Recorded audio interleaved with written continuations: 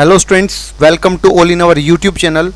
आज chapter number first basis of mathematics and logarithm का lecture number 13 का part third हम कवर करेंगे, जैसा कि आपको स्क्रीन पे यहाँ पे दिख रहा है। ठीक है, तो आपने लेक्चर 13 के फर्स्ट पार्ट और सेकंड पार्ट को देख लिया होगा और अब हम शुरू करेंगे आज का एक नया टॉपिक। ठीक है, ये दो आपके प्रीवियस ईयर क्वेश्चन दिए थे मैंने आपको, तो इन क्वेश्चंस को हम लेक्चर के एंड में डिस्कस करेंगे। ठीक है, इन दोनों क्वेश्चंस को लेक्चर के एंड में डिस्कस करेंगे। क्वेश्चन नंबर फर्स्ट है ये, एंड ये है आपका क्वेश्चन नंबर सेकंड। इनको लेक्चर के एंड में डिस्कस करेंगे।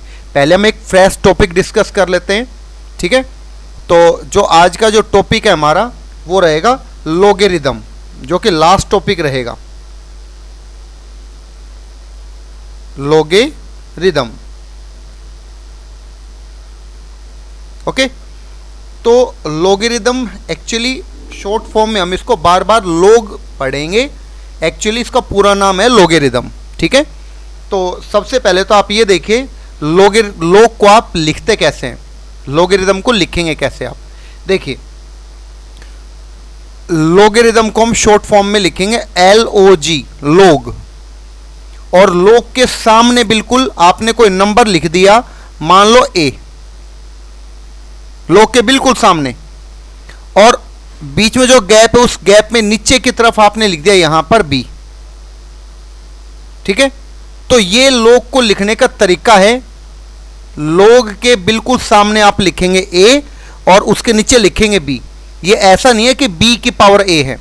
ठीक है, तो इसको आप पढ़ेंगे कैसे, इसको आप ऐसे पढ़ेंगे log A with base B। ठीक है, आप इसको ऐसे पढ़ेंगे log ऑफ A, log हम किसका निकाल रहे हैं, A का, log ऑफ A का log देख रहे हैं हम, और उस log का जो बेस है वो क्या है, यहां पर B है।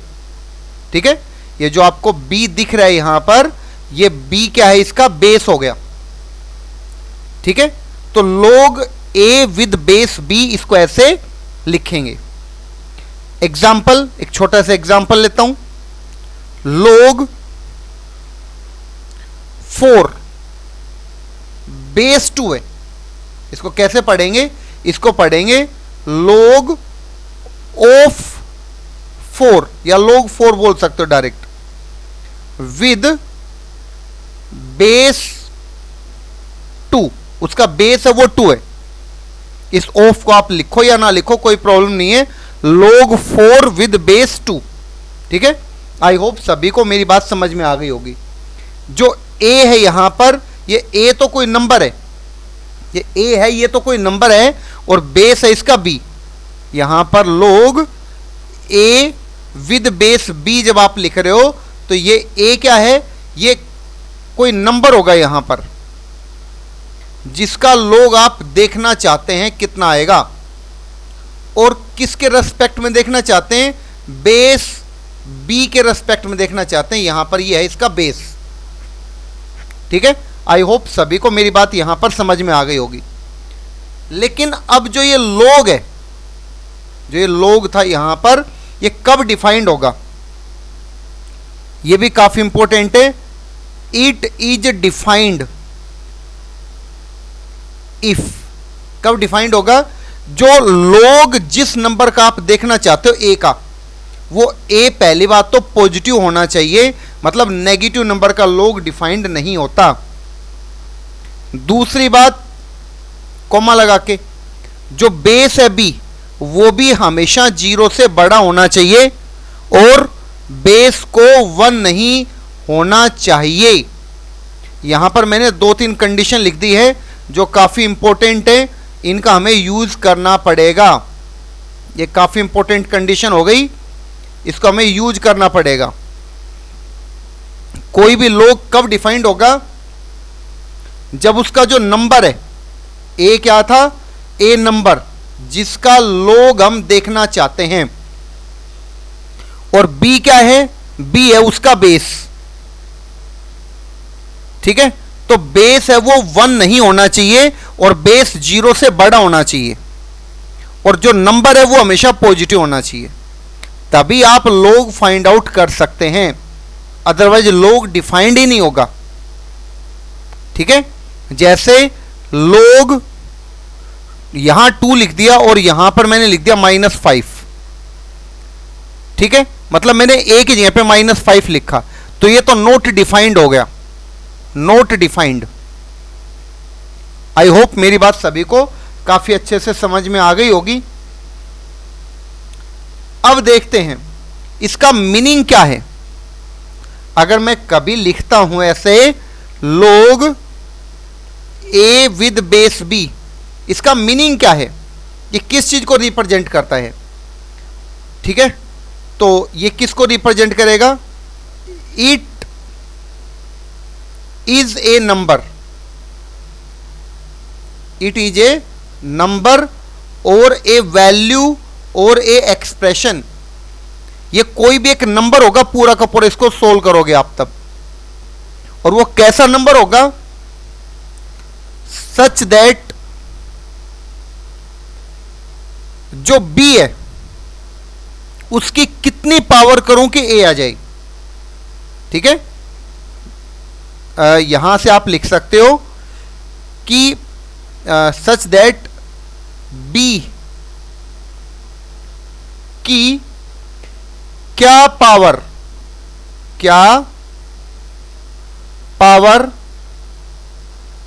राइज करें, मतलब रखें, राइज करें कि वो a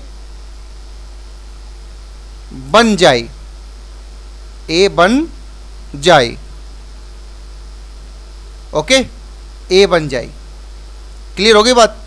ये था इसका मतलब कि इसकी पावर कितनी करें कि वो a बन जाए। एग्जाम्पल लिखते हैं पहले, चलो ठीक है ना, ताकि ये सारी बात आपको समझ में आ जाए। जैसे मैं लिख रहा हूं log, और यहां पर मैं लिख रहा हूं 9 और बेस लिख रहा हूं 3। इसको पढ़ूंगा कैसे, log 9 विद बेस 3। तो इसका आंसर क्या होना चाहिए ये आपको सोचना है। दूसरा मैं लिख रहा हूं यहां से log, यहां से लिख रहा हूं मैं, मान लो 1/2 बेस में, और यहां लिख रहा हूं 4। तो अब इनका क्या आंसर हो सकता है, सोचो कि 3 की पावर कितनी करूं। यहां पर जो 3 आपको दिख रहे हैं, इस 3 की पावर कितनी करें, यहां पर इस 3 की पावर कितनी करें कि 9 आ जाए यहां पर। तो ऑफ कोर्स 2, अगर आप 3 की पावर 2 करेंगे तो 9 आ जाएगा। अब आता है 1/2 की पावर कितनी करूं कि 4 आ जाए। 1/2 की पावर कितनी करें कि 4 आ जाए। तो आप इसको ऐसे समझो कि 1/2 की पावर कितनी करो, तो आप इसको ऐसे समझो। देखो एक मेथड ये भी है कि जो भी आपको फाइंड आउट करना है आप उसको x मान लो। ठीक, तो आप इसको ऐसे लिख सकते हैं 1/2 की पावर x, मतलब कितनी करें, ताकि ये कितना हो जाए 4। तो इसको आप लिख सकते हैं यहां से 2 की पावर -x, और 4 को लिख देंगे 2 की पावर 2। तो जब इनको कंपेयर करेंगे यहां से, तो -x is equal to 2 implies x is equal to -2। इसका मतलब इस क्वेश्चन का जो आंसर है वो कितना आएगा, यहां पर -2 आ जाएगा। ठीक है, एक बार फिर से देखते हैं। देखो आपके पास है log 64, उसका बेस में लिख देता हूं यहां पे, सपोज मैंने लिख दिया 2√2। अब आप सोचो इसका आंसर क्या होगा। मान लो मैंने इसको y कंसिडर कर लिया, तो तरीका क्या रहेगा, 2√2 की पावर y, इसकी power y is equal to 64। ठीक है, इसको आप क्या लिख सकते हैं, अब सोचो, काफी सिंपल सा ही है। इसको आप लिख सकते हैं यहां से 2 की पावर 1 और 1/2 मिलके 3/2 हो गया, पावर y आगे है ही, और 2 की पावर यहां से कितना होना चाहिए, यहां से होना चाहिए 6, क्योंकि 2 की पावर 5 होता है 32, तो यहां पे 2 की पावर 6। अब और इसको लिख सकते हो आप 2 की power 3y/2 is equal to 2 की पावर 6। और यहां से बेस सेम है, तो पावर जब आप यहां पे कंपेयर करेंगे तो 3y/2 इज इक्वल टू 6 और y is equal to 6 multiply 2/3। तो 3 2 जा 6, मतलब y कितना आ जाएगा यहां से 4। ठीक है, तो इस क्वेश्चन का जो आंसर है वो क्या हो जाएगा, यहां से 4 हो जाएगा। ओके, आई होप सभी को ये बात समझ में आ गई होगी। चलो एक और एग्जांपल देखते हैं, एक दो एग्जांपल। log 27 और बेस है इसका 1/√3। log 27 विद बेस 1/√3, तो इसको मैंने मान लिया t के इक्वल, तो यहां से हो जाएगा 1/√3 की power t is equal to 27। इसको लिख सकता हूं मैं t की पावर यहां से 3 की पावर कितना 1/2 हो जाएगा माइनस का, और t ऊपर था तो माइनस का t/2, और इज इक्वल टू यहां से 3 की पावर 3। कंपेयर करोगे तो minus t/2 is equal to -3 and t is equal to, यहां से तो प्लस था, t आ जाएगा यहां पर -6। और t किसको माना था, t हमने इस नंबर को माना था, मतलब इसकी जो वैल्यू वो कितनी आ जाएगी यहां पर -6 आ जाएगी। ओके, अब कोई आपसे पूछ ले, बताओ कि log 4 विद बेस -2 की वैल्यू क्या होगी, तो आप कहेंगे कि ये तो नॉट डिफाइंड है, इसकी वैल्यू आप नहीं बता सकते। क्यों? क्योंकि बेस कैसा है यहां पर नेगेटिव, और मैंने पिछले स्लाइड में आपको क्या बताया, बेस कैसा होना चाहिए, बेस होना चाहिए, इससे पीछे वाली स्लाइड में था, बेस कैसा होना चाहिए, हमेशा पॉजिटिव और 1 नहीं होना चाहिए। ठीक है, अगर मैं बेस की बात करूं तो बेस जो है वो 0 से तो बड़ा होगा, लेकिन 1 है वो नहीं होगा। इसका मतलब जो बी है बेस, वो लाई करना चाहिए या तो 0 और 1 के बीच में, यूनियन 1 से लेके इनफाइनाइट, 1 ओपन से इनफाइनाइट। ठीक है, आप ऐसे भी बेस को समझ सकते हैं कि जो बेस है वो इस रेंज में लाई करना चाहिए, तभी log डिफाइंड होगा, अदरवाइज log डिफाइंड हो ही नहीं सकता। अब मैं आपसे पूछता हूं log 9 विद बेस 1, तो ये भी क्या हो जाएगा, नॉट डिफाइंड, क्योंकि जो बेस है वो 1 नहीं होना चाहिए। अच्छा, अगर इसी में अपोजिट आ जाता, log बेस को मैं कर देता 9 और यहां पर कर देता 1, अब क्या आंसर आना चाहिए, तो इसको x कंसिडर कर लिया और 9 की power x is equal to 1, और इसको लिख सकते हो 9 की power x is equal to 9 की पावर 0, मतलब x इज इक्वल टू 0।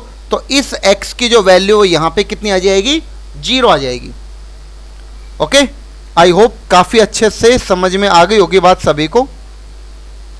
कुछ और एग्जाम्पल कर लेते हैं ताकि ये बात आपको क्लियर हो जाए।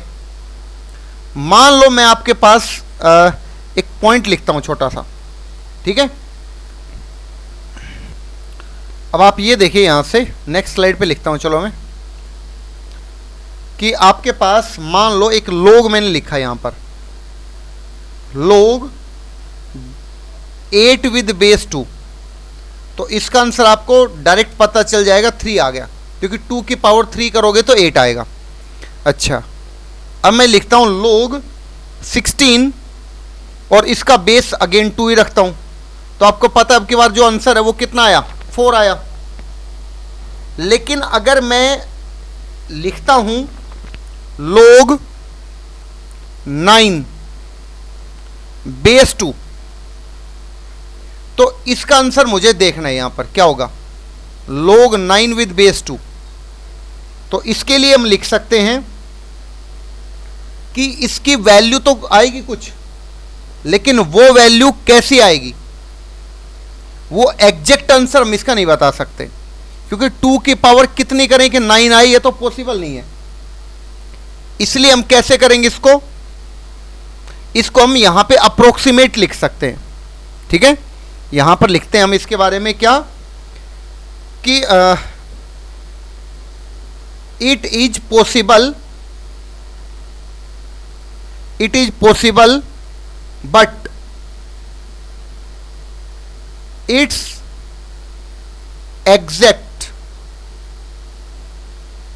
exact value cannot be determined.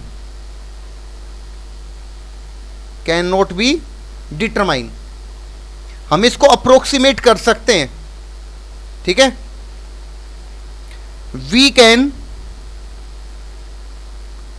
Approximate it, हम इसको अप्रोक्सीमेट कर सकते हैं। कैसे? तो इसका आंसर ये तो हमें आइडिया है कि यहां पर आ रहा है 8, ठीक है, यहां पर आ रही है आपके पास वैल्यू 8 और उसके बाद आया 16, तो वैल्यू बस यहां से 3 से 4 तक ही मूव हुई। लेकिन जो 9 है वो तो 8 और 16 के बीच में आता है। इसका मतलब जो इसका आंसर होगा वो 3 पॉइंट समथिंग होगा, लेकिन वो एग्जैक्ट क्या होगा वो हम नहीं बता सकते यहां पर, ठीक है। और ये होगा कैसा? अब 3 पॉइंट समथिंग होगा और कंटिन्यू चलता जा रहा है, तो ये हमें आइडिया मिल गया कि ये जो नंबर है ये कैसा होगा। डेफिनेटली इरेशनल नंबर होगा, इरेशनल नंबर, क्योंकि इस नंबर को पी बाई क्यू के फॉर्म में लिख ही नहीं सकते हम। हमें ये तो आइडिया मिल गया कि log 9 विद बेस 2 है, वो लाई करेगा बिटवीन 3 एंड 4, 3 और 4 के बीच में लाई करेगा। लेकिन एग्जैक्ट क्या होगा ये आप यहां से नहीं बता सकते, ठीक है। क्योंकि आप ऐसे समझो कि इसका मतलब क्या था, इसका मतलब था 2 की पावर 3 जब आपने करी तो 8 आई, और यहां से 2 की पावर 4 जब आप करोगे तो 16 आएगा, ठीक है। तो अब यहां पर देखो ये 3 जो है, ये 3 अपने आप में एक इंटीजर है, यहां पर ये 3 है, ये एक इंटीजर है, ये 4 है, ये भी एक इंटीजर है। तो अब पावर 2 की पावर है, 2 की जो पावर है उस पावर को आप इंटीजर ही तो पुट कर रहे हैं, यहां पर इंटीजर ही तो पुट कर रहे हैं, और जब आप इंटीजर पुट करोगे तो 3 के बाद 4 ही आएगा, तो 9 लेके आना तो पॉसिबल नहीं है, ठीक है ना। और 9 अगर पॉसिबल नहीं है तो जो वैल्यू है वो इन 3 और 4 के बीच में ही लाई करेगी। इसका मतलब यहां से जो वैल्यू है वो कैसी होगी? इरेशनल होगी यहां से, ठीक है। आई होप सभी स्टूडेंट्स को काफी अच्छे से बात समझ में आ गई होगी। चलो एक छोटा सा एग्जांपल और देखता हूं मैं। मान लो मैं आपसे ये पूछता हूं, देखो 3 की पावर 3, तो 3 की पावर 3 कितनी है? तो आप कहेंगे 27। 3 की पावर 4 पूछूं तो 81। अब 81 और 27 के बीच में काफी सारे नंबर हैं, मैं लेट कर लेता हूं एक नंबर, वो है 31, ठीक है। अब मैं अगर log निकालना चाहता हूं इस 31 का विद बेस 3, तो इसकी एग्जैक्ट वैल्यू हमें नहीं पता। It's exact value is not determined. Exact value को हम डिटरमाइन नहीं कर सकते। अगर एग्जैक्ट वैल्यू को डिटरमाइन नहीं कर सकते तो हम इसको अप्रोक्सीमेट जरूर कर सकते हैं, और अप्रोक्सीमेट जब करोगे तो यहां से आप क्या लिख पाएंगे कि log 31 विद बेस 3 जो है वो किस किस के नंबर के बीच में लाई करेगा? 3 और 4 के बीच में लाई करेगा, क्योंकि इनकी पावर यहां पे कितनी थी? 3, एंड यहां पे पावर कितनी थी? 4, ठीक है। आई होप यहां तक ये कॉन्सेप्ट सभी को समझ में आ गया होगा। मैंने इस स्लाइड पे जो कॉन्सेप्ट डिस्कस किया है, ठीक है। उसके बाद आगे चलते हैं। अब देखिए नेक्स्ट आता आपके पास, मैं आपसे पूछता हूं log, और यहां पर मैं लिख देता हूं बेस, तो लिख देता हूं 2 और नंबर लिख देता हूं 1/8, ठीक है। अब आंसर क्या आएगा? तो यहां से आपको आइडिया लग गया कि -3 आएगा, क्योंकि 2 की पावर -3 करेंगे तो 1/8 आएगा। अच्छा, अब सोचो ध्यान से, log 5 माइनस 2√6 लिख दिया चलो मैंने यहां पर, और यहां पर मैं लिख रहा हूं बेस में 5 प्लस 2√6, ठीक है, 5 प्लस 2√6, ये इसका बेस लिख दिया। अब इसकी वैल्यू क्या आएगी? तो इसकी वैल्यू आएगी -1। क्यों? क्योंकि इसको अगर तुम पावर -1 में लेओगे तो ये नंबर आएगा यहां से। अगर यहां से मैं क्या करता हूं, 5 प्लस 2√6, ठीक है, इसकी पावर x करता हूं, और ये मुझे लेके आना है यहां से 5 माइनस 2√6, तो कैसे आएगा? इसके अपोन 1 करके आप इसको क्या कर लो, सोल्व करो। जैसे आप सोल्व करोगे रैशनलाइज्ड टाइप में, तो 5 प्लस 2√6 से मल्टीप्लाई डिवाइड कर दे यहां पर, तो 5 प्लस 2√6 पावर आ जाएगी x, और ऊपर आ जाएगा 25 माइनस 4 इंटू 6, 24 अपॉन 5 प्लस 2√6, तो ये आ गया 1/5 प्लस 2√6, और इसको लिख सकते हैं 5 plus 2√6 power x is equal to 5 plus 2√6 की पावर -1। और यहां से आप सिंप्लीफाई करके कंपेयर करके देख सकते हैं कि x की वैल्यू कितनी आएगी, यहां से -1 आएगी। ओके, तो ये बात सभी को समझ में आ गई होगी, -1 मैंने इसको कैसे लिखा है, ठीक है।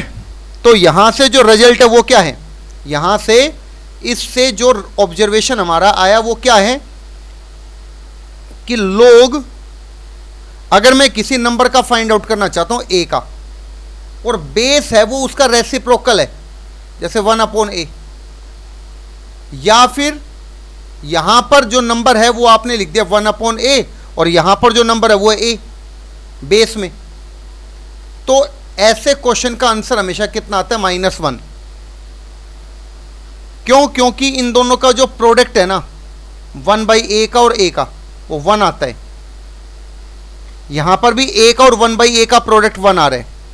यहां से भी आप देख सकते थे कि 5 प्लस 2√6 और 5 माइनस 2√6 इनका प्रोडक्ट 1 आएगा, क्योंकि ये हो जाएगा 25 माइनस 24, 1 आएगा। अगर ये 1 आता है तो आप डायरेक्ट वैल्यू बता सकते हैं इसकी -1, ठीक है। अब अगली स्लाइड पे मैं बताता हूं आपको कि दो लोग में से कौन सा लोग बड़ा है, कौन सा लोग छोटा है। जैसे आपके पास है लोग, पहला क्वेश्चन में लिख रहा हूं लोग यहां पर लिख रहा हूं मैं 1053, ठीक है, और बेस में लिख दिया 10, और यहां पर लिख रहा हूं मैं लोग 32 और बेस है 1/2।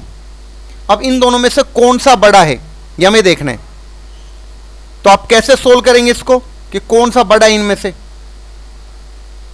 तो इसके लिए आप इसको ऐसे देखो कि ये जो है ना, ये तो किसको रिप्रेजेंट कर रहे हैं, ये वैल्यू तो एग्जैक्ट -5 को रिप्रेजेंट करेगी, क्योंकि 1/2 के पावर -5 करेंगे तो 32 आ जाएगा, ठीक है।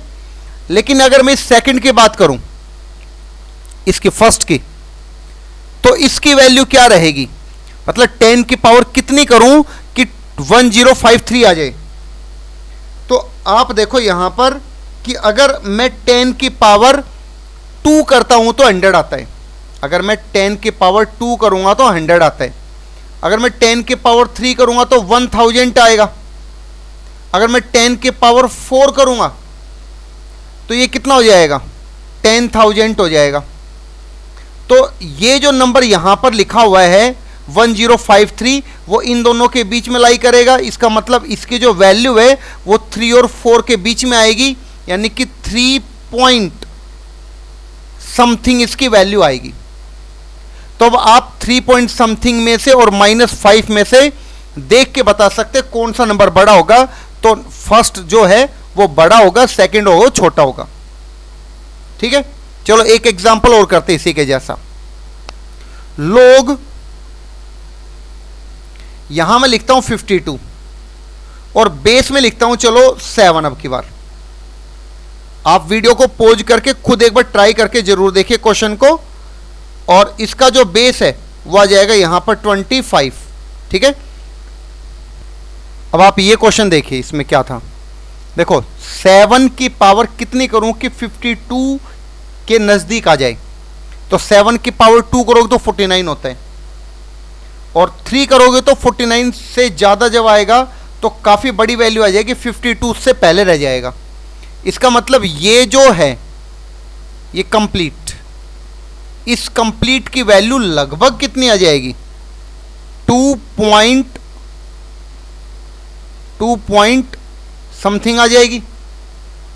और इस लॉग की वैल्यू देखोगे तो 25 की पावर कितनी करूं कि इसके नजदीक आ जाए, तो 25 की पावर 2 करोगे तो 625 आएगा, और 3 जब करोगे तो काफी बड़ा नंबर आ जाएगा, और 3125 उससे छोटा रहेगा। इसका मतलब ये जो नंबर है ये कितना आएगा, ये नंबर आएगा 2 पॉइंट समथिंग ये भी। लेकिन फिर भी दोनों में से कौन सा बड़ा है वो हमें देखना है। अब तो कैसे देखें, अब देखो, तो आप इसको ऐसे समझो इस बात को कि आपने अगर 7 की पावर 1 करी तो 7 आया, 7 की पावर 2 कर दी तो 49 आ गया। ठीक है, और 7 की पावर 3 तो इसकी वैल्यू 343 आएगी। सिमिलरली आप ऐसे देखो, अब ये तो हमने 7 के बारे में काम कर लिया, अब करते 25 के बारे में। अगर आपने 25 की पावर 1 की तो 25 की पावर 2 करेंगे तो 625, और 25 की पावर जब आप 3 करेंगे तो 15625 आ जाएगा। ठीक है, अब आप ध्यान से समझना इस बात को कि आपने अगर 7 की पावर 2 की तो 49 आया, इनके बीच में ही कहीं 52 आएगा, और इन दोनों नंबर के बीच में कहीं हमारे पास 3125 आएगा। ठीक है, बात समझ में आई ना सभी को। तो आप ये देखो कि 3 की पावर 2 करने से 49 आया, लेकिन 52 तो 49 के नजदीक है बिल्कुल, और इसके अगर नजदीक है, कम गैप है दोनों में, और यहां पर 625 एंड 3125 में गैप है वो थोड़ा ज्यादा है इसके कंपैरिजन में। इसका मतलब क्या हुआ, इसका मतलब ये हुआ यहां पर कि इसकी जो वैल्यू है वो कितनी रहेगी, कौन सा नंबर यहां पे बड़ा रहेगा। तो यहां से आपको समझ में आया कि अब कौन सा बड़ा होना चाहिए, क्योंकि काफी दूर है, मतलब 2 पॉइंट समथिंग, ये थोड़ी बड़ी वैल्यू आएगी। तो अब की बार ये वाला लोग बड़ा होना चाहिए, सेकंड लोग। ठीक है, आई होप सभी को काफी अच्छे से बात समझ में आ गई होगी। अब कुछ इंपॉर्टेंट बातें नोट करते हैं। ठीक है, फर्स्ट पॉइंट नंबर फर्स्ट, हमेशा आपको यह ध्यान रखना है कि लोग कब डिफाइंड होता है। ठीक है, ये बहुत ज़्यादा जरूरत पड़ेगी हमें कि अगर हमारे पास एक लोग है कोई भी, यहां पर लिखा हुआ है ए उसका नंबर है, बी उसका बेस है, तो इट इज डिफाइंड इफ। कब डिफाइंड होगा, ए पॉजिटिव होगा, बी पॉजिटिव होगा and B not equal to 1 होगा। ठीक है, अगर ये होता है तभी लोग डिफाइंड होता है। तो लोग के डिफाइंड होने पे आप ज्यादा ध्यान रखेंगे कि लोग कब डिफाइंड होगा। दूसरा पॉइंट है कि लोग 1 विद एनी बेस ए हमेशा 0 होगा, क्योंकि आप ऐसे सोचो a की पावर 0 करेंगे तो कितना आ जाएगा, 1। और इसी में मैं ये भी लिख देता हूं साथ साथ, अगर बेस और नंबर दोनों सेम है तो फिर वो वैल्यू कितनी रहेगी, 1, क्योंकि इस a की पावर जब आप 1 करेंगे तभी तो ये a आएगा यहां से। और log 1/a नंबर हो गया और बेस हो गया a, या फिर इसका रेसिप्रोकल कर दो आप उल्टा, 1/a तो करो बेस में और a करो यहां पे नंबर, तो इन दोनों केसेस में इसकी वैल्यू कितनी रहेगी, -1 आएगी। ये बात मैंने आपको अभी समझाई है। उसके बाद लॉग जो है वो हमारे पास दो टाइप का लॉग होता है, ठीक है। जो लॉगरिथम है वो दो टाइप का होता है जिसका बेस अलग अलग होता है, ठीक है। 2 टाइप्स ऑफ लॉग। एक तो होता है आपके पास कॉमन बेस की वजह से लॉग बनता है, ठीक है, कॉमन बेस। और दूसरा होता है natural base. Natural base, natural base है तो नेचुरल लॉग हो गया, कॉमन बेस है तो कॉमन लॉग हो जाएगा। अब कॉमन बेस की वजह से जो लॉग है वो कैसा दिखेगा आपको, या तो आप सिंपली log x लिखेंगे, log और x हो गए कोई नंबर, बेस आप या तो कुछ भी नहीं लिखेंगे, और इसका मतलब है कि बेस कुछ भी नहीं है तो वहां पर बेस को 10 समझा जाता है। इस बात को ध्यान रखें, ठीक है। और एक होता है दूसरा नेचुरल लॉग। तो नेचुरल लॉग में नेचुरल बेस होगा और वो कैसा होगा, log x कोई नंबर है, उसका बेस है वो लिखा जाएगा e उसका बेस है, और इसको शॉर्ट फॉर्म में लिखा जाएगा ln x। बेस कुछ भी नहीं लिखेंगे, बस ln x लिख देंगे। तो ln x का मतलब हो गया वहां पे log है वो उसका बेस क्या रहेगा, नेचुरल रहेगा, यानी कि e रहेगा, ठीक है। अब ये e क्या होता है, तो e होता है नेपियर कांस्टेंट, और इसकी लगभग वैल्यू जो हम यूज करेंगे वो 2.7 के आसपास यूज करेंगे। थोड़ा सा और लिख सकते हो आगे 2.718, याद हम 2.7 तक करेंगे।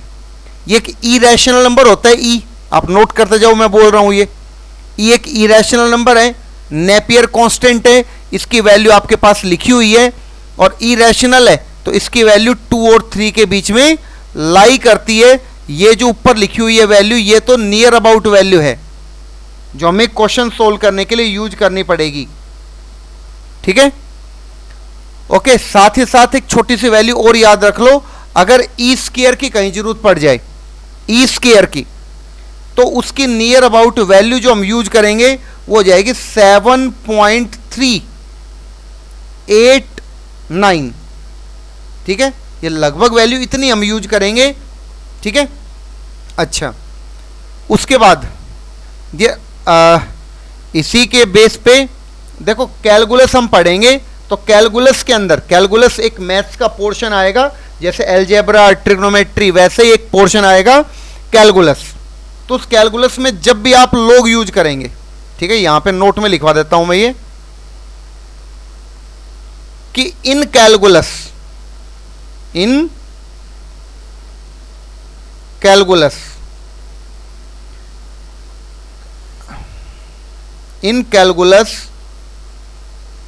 log x is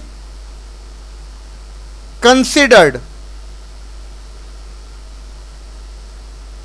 as log with base natural,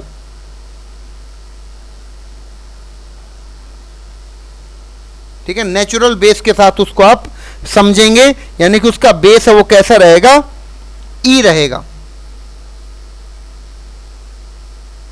ठीक है। उसके बाद अब इसका एक दो क्वेश्चन कर लेते हैं इसी के बेस पर। देखो क्वेश्चन है ये, एफ एक्स एक फंक्शन है मान लो आपके पास, और फंक्शन में क्या लिख रहा हूं, लॉग में इसका लॉग का बेस लिख रहा हूं मैं x-3 का मॉडुलस, और इसका जो नंबर है वो लिख रहा हूं यहां पर modulus of x-5 upon 2 minus modulus of x, ये नंबर है, ठीक है। तो हमें क्या करना है, हमें x की वो वैल्यू जो निकालनी है जिसके लिए ये फंक्शन डिफाइंड है, ठीक है, क्वेश्चन समझ में आया। ये कोई फंक्शन आपको दिया हुआ है, इस फंक्शन के लिए आपको x की वो वैल्यूज फाइंड आउट करनी है जिसके लिए ये फंक्शन क्या है, डिफाइंड है। ठीक है, तो कैसे करोगे शुरू, देखो सबसे पहले हमें पता है कि जो नंबर होता है, नंबर मतलब कौन सा, mode x minus 5 upon 2 minus mode x, ये हमेशा 0 से बड़ा होना चाहिए। दूसरा, जो बेस है x माइनस 3 का मोड, वो भी 0 से बड़ा होना चाहिए। और तीसरी कंडीशन आती है x माइनस 3 का मोड 1 नहीं होना चाहिए। अब इन तीनों का कॉमन जो होगा वो हम यहां से उसका आंसर लिख सकते हैं। तो इसको कैसे सोल्व करोगे, देखो यहां से हम सबसे पहले तो क्रिटिकल पॉइंट निकाल लेते हैं। क्रिटिकल पॉइंट कैसे निकालना बताया था, इसको आप ऐसे लिखो, पहले मोड x माइनस 5 अपॉन यहां से मोड x माइनस 2 और ये हो जाएगा लेस देन 0। अब क्रिटिकल पॉइंट क्या आएंगे यहां से, सोचिए आप, इधर माइनस इनफाइनाइट, इधर प्लस इनफाइनाइट।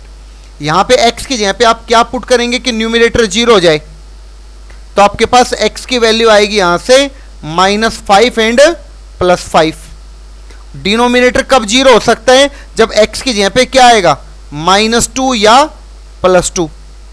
ठीक है, उसके बाद 5 से बड़ी अगर आपने कोई वैल्यू इस ब्रैकेट के अंदर यहां पे पुट करी तो उसका साइन कैसा रहेगा, पॉजिटिव, फिर नेगेटिव आएगा, फिर पॉजिटिव, फिर नेगेटिव, फिर पॉजिटिव। अब आपको वैल्यू कैसे चाहिए, लेस देन 0। लेस देन 0 मतलब नेगेटिव, तो नेगेटिव कौन सा पोर्शन रहेगा, ये नेगेटिव पोर्शन और ये भी नेगेटिव पोर्शन। तो फर्स्ट का आंसर तो ये आ चुका है यहां से। अब सेकंड को देखते हैं, ये क्या आएगा यहां से, इसके लिए लिखोगे कि मोड तो हमेशा 0 से बड़ा होता है, मोड तो हमेशा ही 0 से बड़ा होता है, बस कौन कौन सी x की वैल्यू यहां पर ली जा सकती है, तो x की कोई भी वैल्यू यहां पर तुम रख सकते हो 3 को छोड़कर। बात समझ में आई सभी को, अगर आपने 3 रख दिया तो उस केस में लेफ्ट साइड 0 हो जाएगी। 3 को छोड़कर आप कोई भी वैल्यू यहां पे पुट करेंगे तो ये इनइक्वलिटी हमेशा ट्रू रहेगी। थर्ड की बात करते हैं, अब यहां से क्या आएगा, यहां से आ जाएगा x minus 3 not equal two plus minus 1 और x नॉट इक्वल टू, अगर आपने 1 लिया तो 3 उधर जाएगा तो कितना हो जाएगा यहां से 4, और -1 लेके 3 उधर लेके जाओगे तो 2 हो जाएगा। मतलब x की वैल्यू 2 और 4 नहीं होनी चाहिए, बाकी कुछ भी लिया जा सकता है। ठीक है, तो इसका फाइनल कंक्लूजन क्या जाएगा, देखिए तो फाइनली ये हो जाएगा कि आपके पास एक नंबर लाइन है, उस नंबर लाइन पे आपने -5 और -2 के बीच का सॉल्यूशन लिया है ओपन इंटरवल के साथ, और 2 और 5 के बीच का सॉल्यूशन लिया है ओपन इंटरवल के साथ। उसके बाद दूसरे सॉल्यूशन की बात करते हैं तो वो कहते हैं कोई भी रियल नंबर ले सकते हो आप, लेकिन क्या नहीं ले सकते आप, यहां से 3 नहीं ले सकते। तो ठीक है, 3 तो इसके बीच में आता है यहां पर कहीं, तो आप 3 नहीं लेंगे, बाकी 3 को छोड़कर कोई भी नंबर आप लेफ्ट साइड में या राइट साइड में ले सकते हैं। ये सेकंड सॉल्यूशन हो गया। थर्ड जो सॉल्यूशन है वो क्या रहेगा यहां से कि x की वैल्यू आप 4 और 2 नहीं ले सकते, बाकी कुछ भी ले सकते हैं। एक तो 4 है यहां पर, 4 नहीं ले सकते और 2 नहीं ले सकते, बाकी कुछ भी आप यहां से ले सकते हैं। मतलब इसकी वैल्यू कौन सी रहेगी यहां से, ये सब चलेगा, 2 नहीं ले सकते आप और 4 नहीं ले सकते, बाकी कोई भी वैल्यू आप यहां से ले सकते हैं। अब इन तीनों का कॉमन पोर्शन हमें लिखना है। कॉमन पोर्शन क्या होगा, तो इन सब का कॉमन पोर्शन देखो क्या है, जहां पर व्हाइट, रेड और ग्रीन तीनों लाइनें आ रही हैं वो कौन कौन सा पोर्शन हो जाएगा। तो मैं अब इसको येलो कलर से लिख रहा हूं, वो पोर्शन यहां पर हम लिखेंगे। तो देखो एक तो ये हिस्सा तीनों आ रहे हैं यहां पर। दूसरा पोर्शन देखो, दूसरा पोर्शन कौन सा रहेगा, दूसरा पोर्शन 2 से लेके 5 तक देखो तो वहां पर भी पूरा का पूरा काउंट हो रहा है, लेकिन बस बीच के दो वैल्यूज आप छोड़ देंगे यहाँ पे। तो आंसर क्या रहेगा? आंसर रहेगा -5 से लेके -2। एक तो ये रहेगा, यूनियन 2 से 5 तो रहेगा, लेकिन 2 से 5 के बीच के सारी वैल्यू नहीं रहेंगी। कौन कौन सी वैल्यू हटेंगी? 3 एंड 4, दो वैल्यू यहां पे हट जाएंगी, और ये इसका यहां पर फाइनल आंसर होगा। आई होप सभी स्टूडेंट्स को काफी अच्छे से क्वेश्चन समझ में आ गया होगा। ठीक है, ओके। सो इस लेक्चर को सभी स्टूडेंट्स दोबारा से अच्छे से रिवाइज जरूर करें। नेक्स्ट लेक्चर में हम लोग के टॉपिक को आगे प्रोसीड करेंगे, और जितने भी क्वेश्चन अभी तक समझाए गए वो सभी स्टूडेंट्स को काफ़ी अच्छे से समझ में आ भी गए होंगे। Okay, so thank you for watching the video.